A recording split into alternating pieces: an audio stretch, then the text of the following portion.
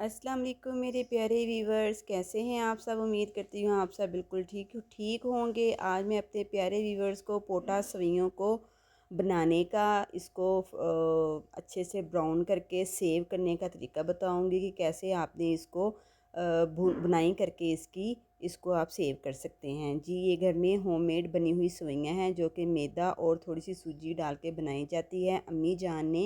मेरी अम्मी जान ने मुझे सवैयाँ बना के भेजी हैं जो कि बहुत ही सेहत से भरपूर और बहुत ही लज्जत बनी ये बनती हैं। तो इनको सबसे पहले हम इनकी बुनाई कर लेंगे। तो ये बुनाई करने से ये है, आप इसको लंबे अरसे तक सेव कर सकते हैं। ये ख़राब नहीं होंगी, स्मेल नहीं आएगी, इसको कीड़ा नहीं लगेगा। तो आपने इसको लो फ्लेम पे आपने इसको लाइट गोल्डन सा इसका कलर कर लेना है ताकि इनकी बुनाई हो जाए। इस दौरान मेरे चैनल पे न्यू आने वाले व्यूवर्स जल्दी से मेरे चैनल को सब्सक्राइब कर दें और बेल वाले बटन के ऑल ऑप्शन को दबा दें ताकि मेरी हर न्यू आने वाली वीडियो का नोटिफिकेशन आपको मिलता रहे। और अगर आपको मेरी वीडियो अच्छी लगे तो आगे भी ज़रूर शेयर करें अपने फ्रेंड्स के साथ। जी, हमारी सारी सवैयाँ जो हैं उनकी बुनाई हो चुकी है और देखिए इनका लाइट गोल्डन सा कलर आ चुका है। अब आपने इसको खुले बर्तन में, परात में या ट्रे में डाल के इनको ठंडा कर लेना है।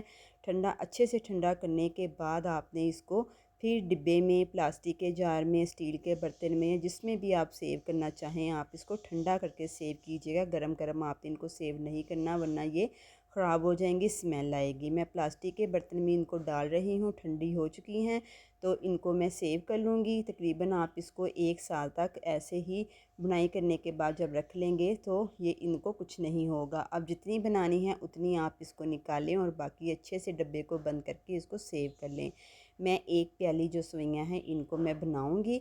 जितनी आपने सवैयाँ लेनी है इसमें उतना ही डबल पानी जाएगा। 1 प्याली सवैयाँ ली हैं तो इसमें 2 प्याली जो है वो पानी जाएगा, क्योंकि ये फूलती हैं, इसमें सूजी डली हुई है तो ये अपने पकने के बाद ये डबल हो जाती हैं अपने साइज़ से। जैसे हम चावल बनाते हैं, पुराना चावल लें तो उसमें डबल पानी जाता है, ऐसे ही इसमें भी डबल पानी जाएगा। तो इसको हमने अब लो फ्लेम पे पका लेना है ताकि पानी को अच्छे से बॉयल आ जाए।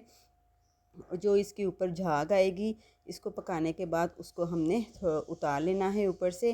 तो ये देखें, ऐसे झाग को हमने उतार लेना है। अब आप अपनी मर्ज़ी से, अपनी पसंद के हिसाब से चीनी कम ज़्यादा डाल सकते हैं। मैं इसमें 1/2 प्याली, 1 प्याली मैंने सवैयाँ ली थी तो 1/2 प्याली इसमें मैं चीनी डाल रही हूँ और 5 से 6 अदद इलायची खोल के इसके दाने में इसमें शामिल कर दूँगी।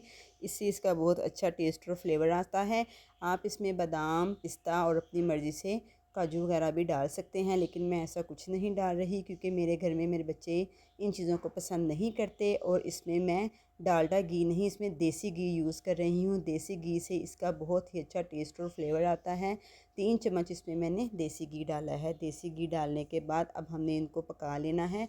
बहुत ही टेस्टी बनती हैं और बहुत ही कमाल की ये सवैयाँ बनती हैं। छोटे बड़े सबको बहुत पसंद आती हैं। आप भी इसको ज़रूर बनाइएगा और कमेंट बॉक्स में मुझे बताइएगा कि आप पाकिस्तान के किस शहर से और दुनिया के किस मुल्क से मेरी वीडियो देख रहे हैं। कमेंट बॉक्स में मुझे ज़रूर बताइएगा और किस किस को ये सवैयाँ पसंद हैं वो भी मुझे ज़रूर बताइएगा। जी, हमारी सवैयों का पानी खुश्क हो चुका है। अब मैं फ्लेम को लो कर दूँगी और इसको 5 मिनट के लिए दम वाले फ्लेम पे छोड़ दूँगी।